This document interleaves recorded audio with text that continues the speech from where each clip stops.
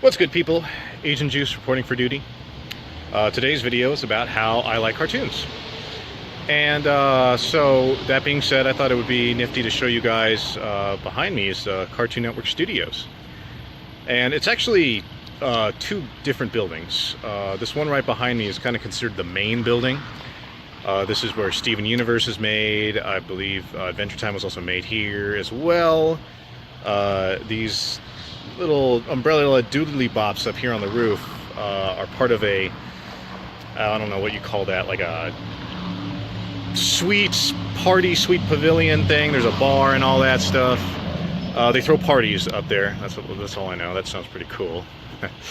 Anyway, they also have this building right here. This is the secondary corporate building, and I actually got a friend who is a storyboarder, and she works in this building. And she told me everything I'm telling you. That's how I know all this stuff. Also, apparently, this building is also a law firm, so they share it with lawyers. That amuses me. So anyway, yes, I like cartoons. Hell, I'd say I love cartoons. You know, I've watched them all my life. I continue to watch them as a grown-ass man.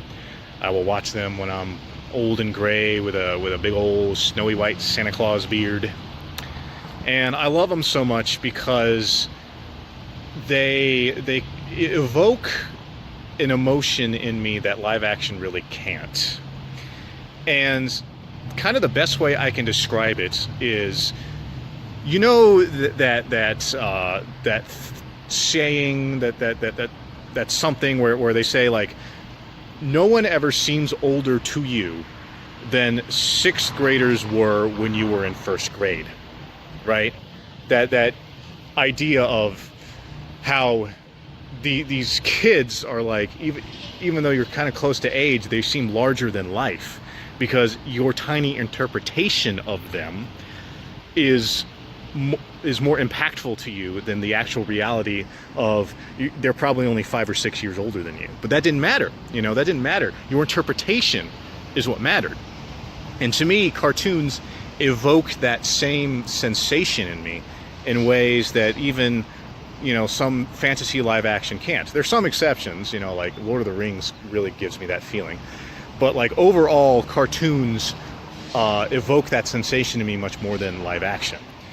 Kind of another good example would be like caricatures, right?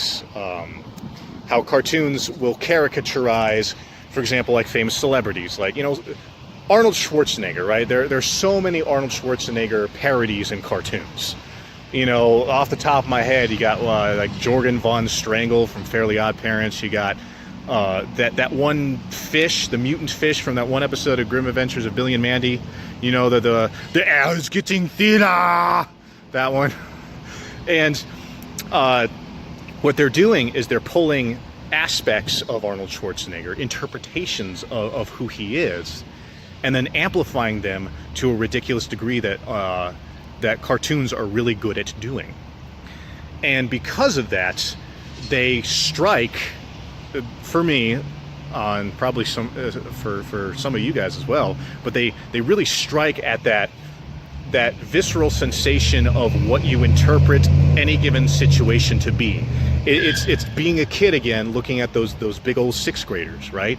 And you look at them, it's like, oh yes, that is maturity.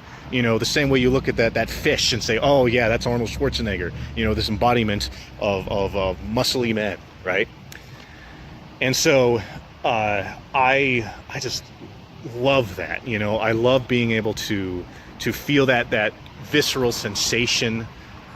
I would love to be able to create it in my own work, you know, and there's something so powerful about the interpretation of reality versus reality itself. There's a Scorsese quote. I'm going to kind of paraphrase it, but he said something along the lines of, people don't walk out of a theater remembering the plots. They walk out of the theater remembering the moments that grabbed them, you know, these key emotional moments. And I feel like cartoons is that sentiment, like, embodied. And I just love that. I just love it.